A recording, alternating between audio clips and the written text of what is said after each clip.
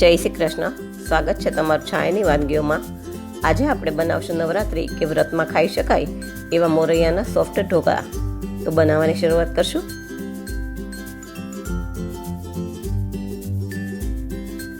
હવે એક મિક્સર જારમાં મેં 1 કપથી થોડો ઓછો મોરૈયો લીધો છે, એ નાખી દઈશું।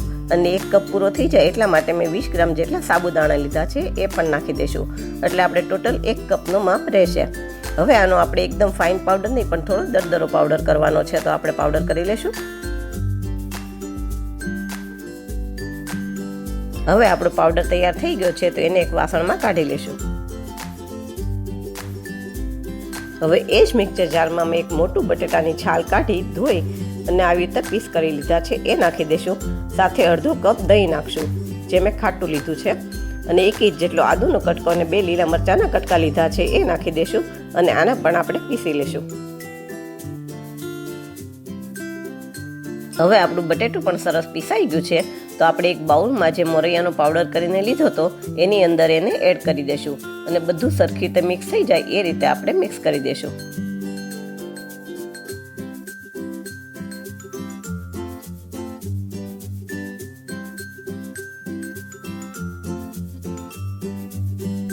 જો તમને મારી વાનગીઓ પસંદ આવે તો મારા વિડીયોને લાઈક કરજો, શેર કરજો અને મારી ચેનલને સબસ્ક્રાઈબ કરજો।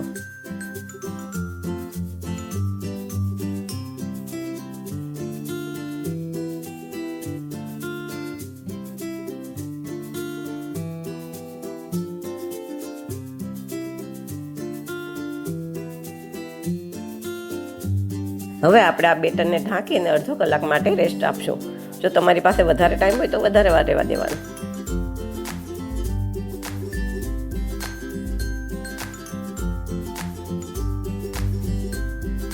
હવે અડધી કલાક પછી આપણું બેટર એકદમ સેટ થઈ ગયું છે, તો આપણે એને 2-3 મિનિટ માટે વિસ્કરથી ફેટી લેશું, જેથી આપણા ઢોકળા એકદમ સ્પોન્જી બને।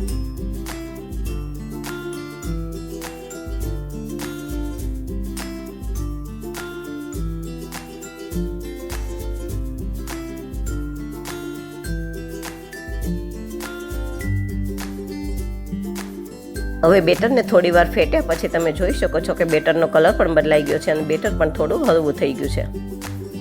હવે બાકીના મસાલામાં 1 ચમચી મીઠું, થોડી કોથમીર, ઢોકળા ડ્રાય ન લાગે એટલા માટે 1 પાવડું તેલ, 1 નાની ચમચી ખાવાનો સોડા અને એને એક્ટિવ કરવા માટે 1 ચમચી જેટલું પાણી નાખશું। હવે આ બધાને મિક્સ કરી અને થોડી વાર ફેટી લેશું।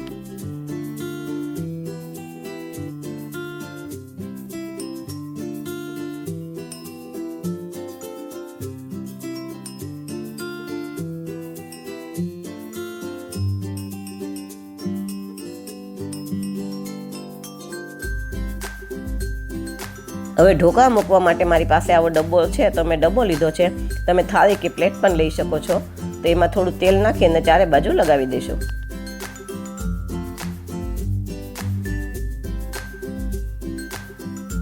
હવે ઢોકળા મૂકવા માટે એક વાસણમાં મેં નીચે થોડું પાણી મૂક્યું છે, એની અંદર સ્ટેન્ડ રાખ્યું છે અને એની ઉપર આ મેં ડબ્બો મૂક્યો છે।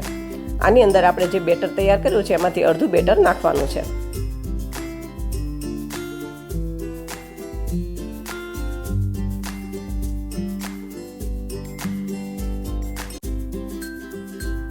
હવે આપણે આ ઢોકળાના બેટર ઉપર થોડું લાલ મરચું છાંટી દઈશું અને થોડો મરી પાવડર છાંટી દઈશું।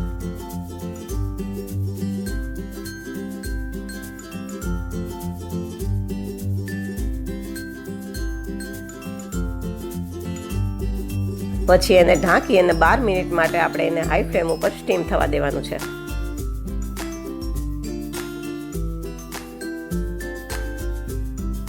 હવે 12 મિનિટ પછી ઢોકળા સરસ ચડી ગયા છે, તો આપણે છરીથી ચેક કરી લેશું।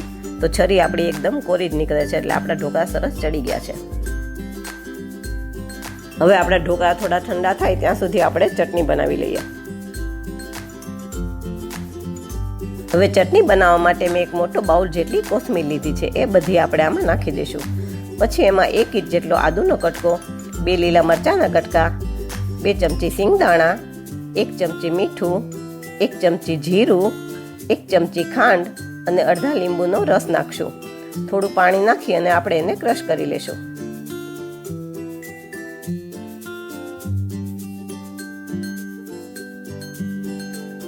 આપણી ચટણી સરસ તૈયાર થઈ ગઈ છે, તો એને એક બાઉલમાં કાઢી લેશું. હવે આ બાજુ આપણા ઢોકળા પણ ઠંડા થઈ ગયા છે, તો આપણે એને ચાકુથી આડા અને ઊભા એમ પીસ કરી લેશું.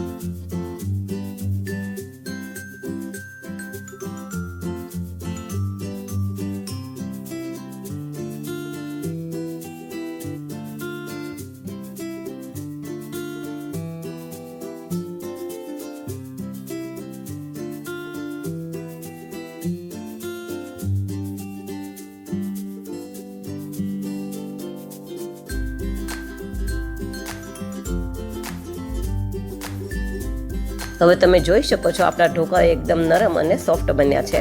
તો હવે આપણે એનો વઘાર કરી લઈશું. હવે મેં વઘાર માટે વઘારિયામાં 2 પાવડા તેલ લીધું છે. તેલ ગરમ થાય એટલે એમાં આપણે 1 ચમચી જીરું નાખીને જીરુંને ફૂટવા દેશું. જીરું ફૂટી ગયા પછી એમાં 2 લીલા મરચાંના નાના કટકા કરીને લીધા છે એ નાખી દેવાના છે, અને સાથે 8-10 લીમડાના પાન લીધા છે એ પણ નાખી દેશું. એને થોડી વાર કકડવા દઈશું, પછી આપણે ગેસ બંધ કરી દેવાનો છે.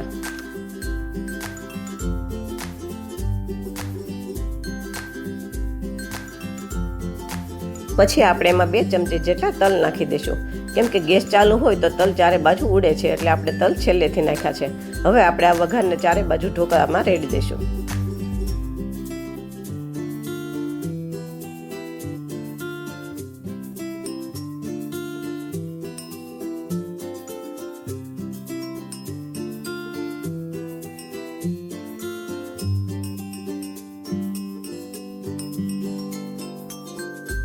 ઢોકળા ઉપર છેલ્લે થોડી કોથમીર છાંટી દેશું.